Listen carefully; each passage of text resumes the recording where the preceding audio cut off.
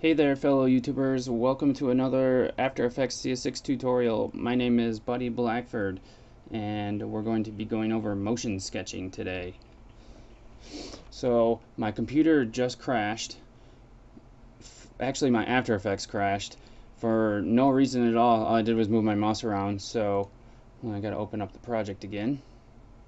And to quickly get to a project that you just had, you can go to Open Recent Projects, and this is the one that I had last.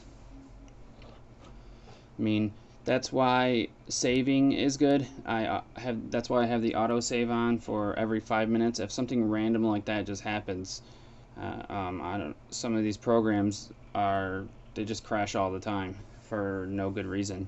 So let's go over motion sketching now. And basically what a motion sketch is you take your mouse cursor and you can draw a path and it will animate the position keyframes for you. So first we got to go to Window and open up the motion sketch window, and it shows up down here, and these are the default settings. We'll keep that there for now. I'm going to go into position. I got to turn this audio off. I'm going to show that off later. And we can click on Start Capture just to show you what it does. So click and hold and drag, and it will animate keyframes according to how fast and slow you move your cursor around. And as you can see, it creates a buttload of keyframes there, and it's really hard to edit. So in a different tutorial I'll show you how to fix that. So let's I'm gonna hit Control Z so I can undo that sketch. Actually, I'll do a RAM preview and see what it looks like. Oh man, that's terrible. I don't think any client would ever want that, ever. So let's delete all those. And I'll show you another motion sketch trick. You can hit background here, check that, and then when you start to capture your next motion path, it's going to show the background. Now your motion sketch pretty much goes until your comp is over. You can set it here by dragging the this workspace bar here. So I can drag this one to make a new starting point, or if I go to the end and drag this end, the end duration there is different. It'll end earlier.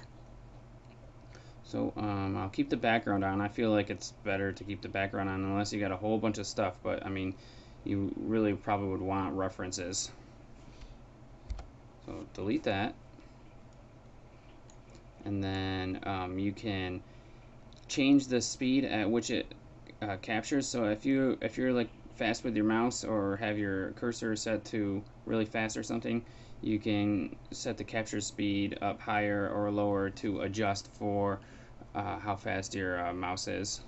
Some people have a slow cursor that goes like this across the screen, and that's a mean trick we play on our friends sometimes at the studios.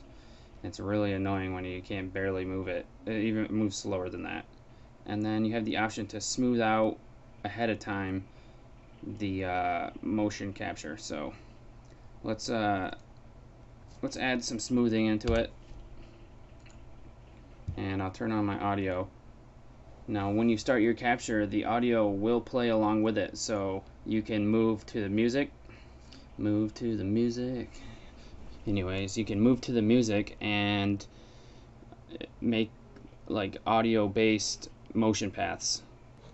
So I'm back now after my computer randomly basically froze. It didn't crash this time, it just froze. So let's go ahead with the capture with the audio. So click on Start Capture, hold down the button here,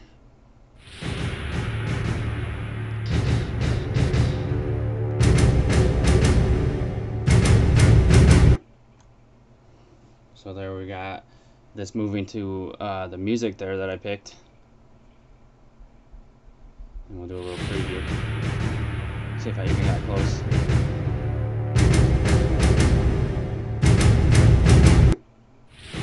Yeah, not even close to being on time. So I also have the smoothing on, so it's going to be a little different. You can see not as many keyframes, and since I have the smoothing on, I couldn't get exactly with the time.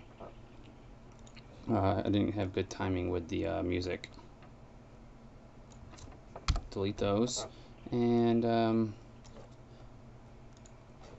now there's a setting in your preferences for motion paths that you'll want to check. I'm going to go to Edit, Preferences, and then go to the Display section. And motion path is here. And right now it's only going to display no more than 15 seconds. So if you have something that's longer than that, you're going to want to switch to all keyframes there, and that will help you go past 15 seconds. So I just have it, I'll just put it on there for now. I don't really use the motion sketch all that much because I'm not like too great at it, so I usually do most things by hand. Also, if you're creating a motion sketch and you don't want to go the whole duration, you can just let go of the mouse button and it'll stop. That's about it for motion sketching. There is a way to smooth it out because, I mean, having all those keyframes there is going to be a pain to edit, and you don't want to have a zillion keyframes. The least amount of keyframes you can have, the better, because there's less room for mistakes and less room for any like possible glitches or anything like that. So we'll see you on the next tutorial while we're going to figure out how to smooth out the motion sketch a little better than using the smoothing down here. See you there.